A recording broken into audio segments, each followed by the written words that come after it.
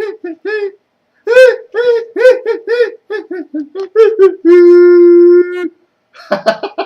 morning, everybody. Welcome to Dave TV on DCRDV.com. The 22nd of January, 2013, the day after Inauguration Day. There's Barack, and there's Michelle. There it is. This is what's haunting WMAL today. This is haunting them for 4 more years. They're miserable over there, and it's fun to listen to. It's fun. This is the Washington Post. They actually did a pretty nice section, this inauguration section today. You know, yesterday's paper was $2.50. $2.50 for the Monday edition. I guess that was the official inauguration edition. This is the Tuesday paper. They're back down to $1.25. Of course, you know, I have to say their coverage of the inauguration is just fine and dandy. No complaints. Everything looks good. You know, a beautiful picture there in the you know, look at that. Look at that. It's almost, you know, save your $2.50 and buy the post-inauguration edition at $1.25. The one thing I do notice, so it's a little bit weird about this paper, is that when you look at the Washington Post main news section, there's 10 pages of it today, and by my accounts, there is only one ad in it. This quarter-page ad here for a wine company.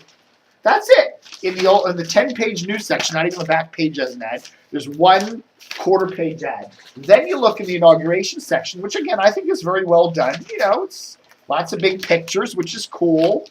But you know, for that I think it's no problem. You know, a lot of big pictures. But there's only let's see, we got a back page ad, and then we've got 2 smaller, you know, quarter-ish page ads in the paper. Okay, there's a half-page ad and a quarter-page ad.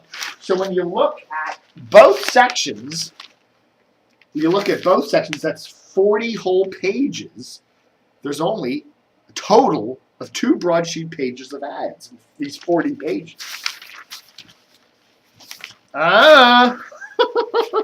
Maybe they should have kept the price $2.50 to at least get some revenue coming in with those, you know, 2 pages of ads out of 40.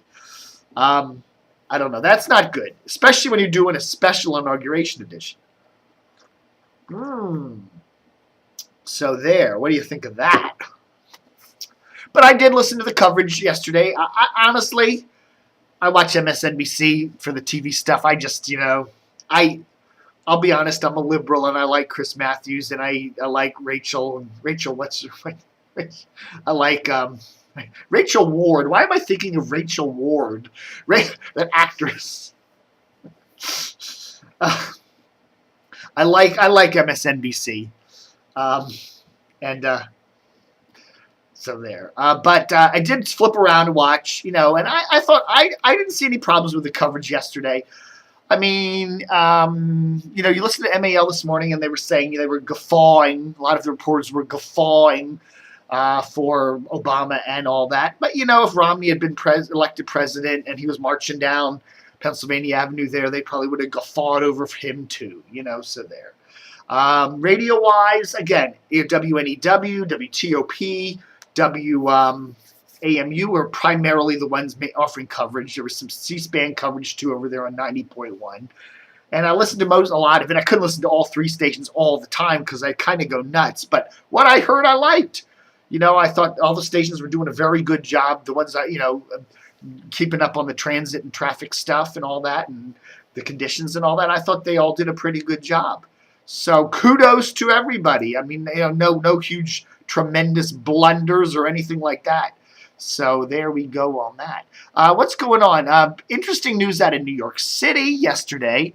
94.7 in New York City has long been a religious station. A company called Family Stations owned it. You know, they used to own 107.9 here in the Washington, Annapolis area, and they sold that a little more than a year ago, and that became a WLZL. And, oh my goodness, ding, ding, ding. Today's the day, isn't it? Today is the day, the WNEW anniversary. Oh my word. I just thought of that. Let's see here. If I go on to DCRTV and we go to our news archive page. Okay, let's just double check this. Da da da da da da. And then we go to last year's. Okay, yeah, we go to early this year, right? So we go way back to January, and yep, January 22nd, 2012, CBS launches WNEW. So, wow. Launched at noon. So at noon today will be the 1-year anniversary. And what has happened in that year on the Washington radio dial? Not a lot. A lot less than I thought. Honestly, I really thought that WNEW would probably crack the top 20. I really did in their first year, but that hasn't happened. WNEW is pretty much down there around 25th place. And you look at the ratings, which is, for a major FM or in a market, I don't think I've ever seen WNEW above 20th place. Even when we had Hurricane Sandy, even when we had the Durate show, even with the election, they haven't budged much out of 25th place.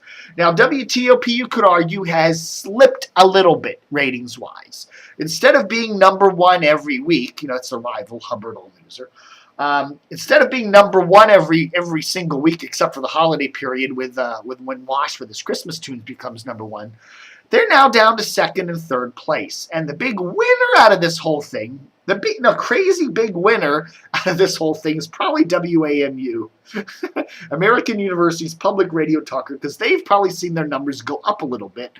And they're often, not always, but they're often number one. So a slight sag in TOP's ratings, a slight upward trend for WAMU, and really no significant ratings traction for WNEW over the last year. Now, preface that with F the ratings. What's the revenue? Of course, WAMU, being a non-commercial station, doesn't really, go in that way, but, so I don't know what it benefits them that much to be number one, but I'm sure WTOP revenue-wise is doing just fine, thank you. And to be honest with you, I probably think WNEW is probably doing okay revenue-wise. I mean, they're not, anywhere near approaching WTOP revenue-wise, but I think if they look at the balance sheet, advertisers in this market gravitate to all newsers, and I think when the revenue numbers probably come out in the spring, we'll probably see WNEW doing respectably well. I wouldn't say TOP territory, being the number one biller in the whole country, but I wouldn't be surprised to see them doing significantly better than their 25th place ratings wise. So anyhow, noon today, the 22nd is the big anniversary for WNEW. As they say I love how they say it on WMAL. They can't say W. It's WMAL. But anyhow, going back to New York, 94.7 yesterday in New York, Cumulus launched a country station. Now, New York hasn't had a full-time country station in about 20 years. Okay, there are some little suburban stations that do country, but they haven't had a major market, center-of-the-market country station in like 2 decades. So that's very interesting to see country finally back in a big way on the New York radio dial, thanks to Cumulus, which recently bought that family station religious outlet. Okay, and as I was saying, family used to own 107.9 here in the Washington area, and that became WLZL when WNEW started up last year. And then they also own a Philadelphia station. So they've all sold those. So they've sold their 3 outlets. Now, you can still have family station programming on Baltimore's 860 and 750. Which I believe 860, isn't 860 now WFSI, the old call letters of 107.9. But interesting to see that Cumulus is rolling out a new NASH country format that's probably going to be national. And it'd be interesting to see if they try to do something with that here in the D.C. area. MZQ, Clear Channel's country station, Clear Channel country outlet, ratings have been sagging a little bit, but country still does very well in this market. And when you get outside the Beltway, out into Winchester and Frederick, even Baltimore, Fredericksburg, country is king. Eastern Shore, top stations in all these areas. Hagerstown, always country stations. And 105.9, one of Cumulus' signals here in Washington, which is now WMAL's FM simulcast, not a relay, it's a simulcast. That has a good signal in Virginia. I don't think they're going to drop MAL-FM. I just don't feel it in my bones, but hey, if they want to get country and get it a good exposure into Northern Virginia, maybe 105.9 might be the way to do it, but I can't see Cumulus doing that. In fact, if they were going to do it, they probably would have done it by now with the new year coming. I think we're going to see WMAL stay on 105.9 for the foreseeable future. But they do. Again, as I've said many times before, MAL still needs a lot of work. They're getting better with their news department, but they need to have a full-time news department, not hand it over to total traffic at night. And they need to get an afternoon late live and local show. And I think they need a little more balance politically on their shows. Doesn't mean you can't lean right.